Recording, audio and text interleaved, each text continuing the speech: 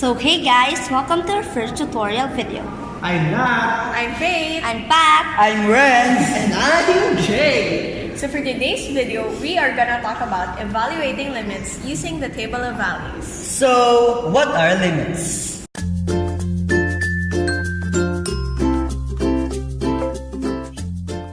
The study of limits is necessary in studying change in great detail. We will consider functions of a single variable and study the behavior of the function as its variable approaches a particular value. The variable can only take value very, very close to the constant, but it cannot equal to the constant itself. But the limit of a function will be able to describe clearly what is happening to the function near the constant. Step 1. Draw two tables with two columns. Step 2. Label the tables. In labeling the table, the first column is x and the second column is f of x. Step 3. Choose x values. In this equation, x is approaching 2. You must label the two tables x is less than 2 and x is greater than 2. In the first equation, you must make sure that all values are in ascending order and the last value must be close to 2. In the second table, you must make sure that all values are in descending order and the last value must be close to 2. Step 4. Substitute the x value in the equation. In the first table, x is less than 2, we need to substitute the x value, which is 1, in the equation 1 plus 3x. The value of x is 1. 1 plus 3 times 1 is equals to 4. In the second table, x is greater than 2, the x value is 3, we need to substitute the x value in the equation 1 plus 3x. The value of x is 3, 1 plus 3 times 3 is equals to 10. Step 5. Observe the two tables if they are approaching the same whole number. In the first table, 6.97 is approaching approximately 7, and the second table is 7.003 is approaching approximately 7. Then the two table is approaching approximately 7. Step 6 is make a conclusion. Therefore, the limit of 1 plus 3x as x approaches 2 is equals to 7, because both of them is approaching approximately 7.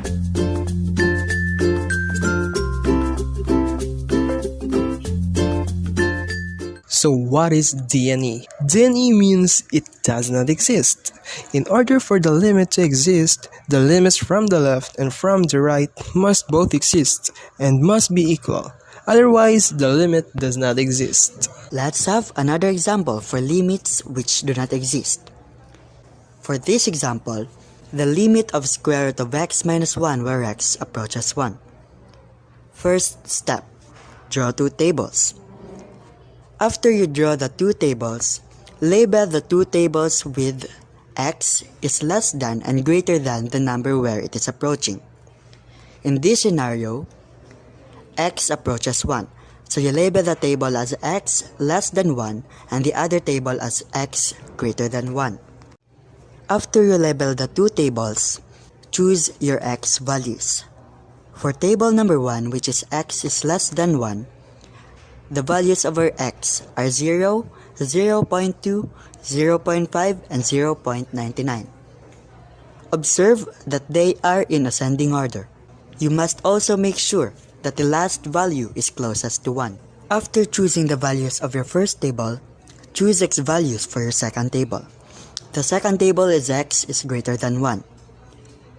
The values of your x are 1.5, 1.4, 1.35, and 1.001. Observe that they are in descending order, and the last value is closest to 1. Next, substitute x values to the given equation. For the first table, let's have 0 as an example. You substitute 0 to the equation square root of x minus 1. After you substitute it, it becomes square root of 0 minus 1. Then it gives you square root of negative 1, which is undefined. If the answer is undefined, you can either write u and d or this sign. After substituting everything to the given equation, observe your two tables. Are they approaching the same whole number? If yes, the limit does exist. But in this example, the left table approaches undefined number while the other table is approaching 0. So the limit does not exist. Therefore, the limit of square root of x minus 1 where x approaches 1 is D&E, or simply, the limit does not exist.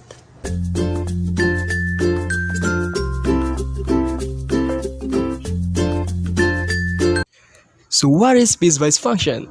It is simple. It is a function that is defined on a sequence of intervals. It is characterized by multiple subfunctions, each subfunction applying to a certain interval of the main function's domain.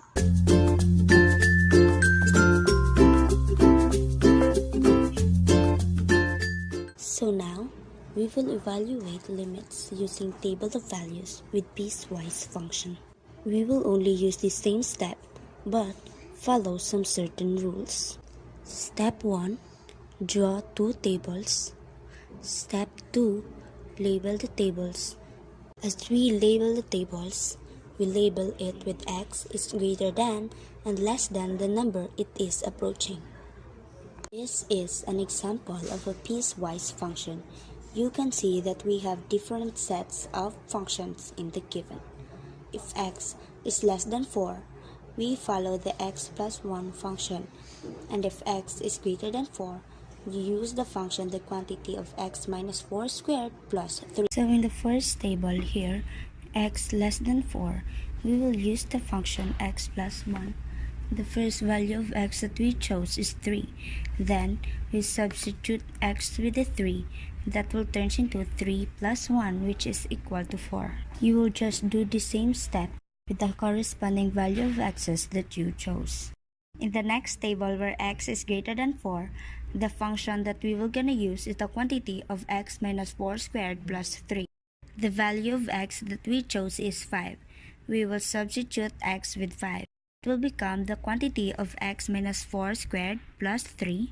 The value of x is 5. It will become the quantity of 5 minus 4 squared plus 3. It will become 1 squared plus 3, which 1 squared is equal to 1. 1 plus 3 is equals to 4. We will just do the same step to the corresponding value of x's that we chose. The next step, we will observe the table. Here on the first table, the limits is approaching 5, while on the second table, the limit is approaching 3. Because they don't have the same number, you'll just simply write D&E, which means your limit does not exist.